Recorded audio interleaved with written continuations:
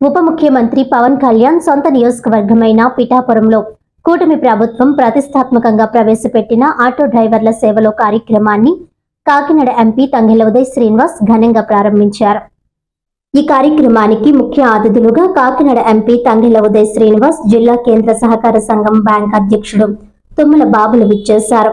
Auto డ్రైవర్లకు సంఘీభావం తెలుపుతూ కాకినాడ ఎంపీ తంగెళ్ల ఉదయ్ శ్రీనివాస్ ఆటో నడుపుకుంటూ కార్యక్రమానికి విచ్చేశారు. పిఠాపురానికి చెందిన 2012 మంది ఆటో డ్రైవర్లకు 3,01,80,000 రూపాయలు విలువగల చెక్కును కూటమి నేతలు ఆటో డ్రైవర్లకు అందజేశారు. కూటమి ప్రభుత్వం అధికారంలోకి రావడానికి ప్రధాన భూమిక ఆటో డ్రైవర్లని, వారిని పోలీసులు ఇబ్బంది పెట్టడానికి కుదరదని ఎంపీ తంగెళ్ల ఉదయ్ శ్రీనివాస్ పోలీసులను హెచ్చరించారు.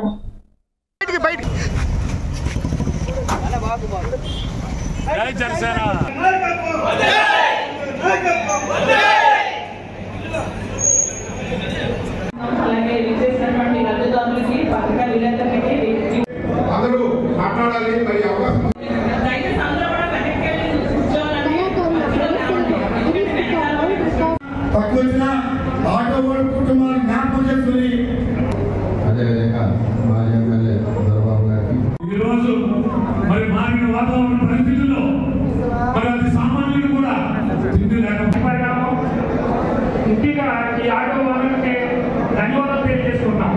ఈ రాష్ట్రంలో ఉచిత బస్సు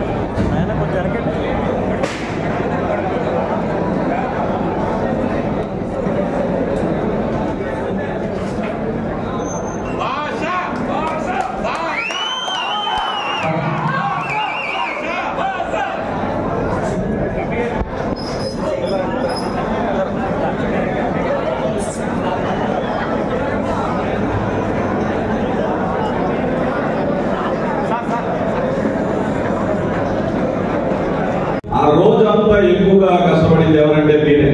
ఈ కూటమి ప్రభుత్వం ఇంత విజయవంతం అవడానికి మెయిన్ భాగస్వామ్యం ఆటో సోదరులు అని చెప్పి ఈ విషయంగా తెలియజేసుకుంటున్నాను. అలాగే ఇందాక చెప్పినట్టు పోలీస్ డిపార్ట్మెంట్ కూడా ముఖ్యంగా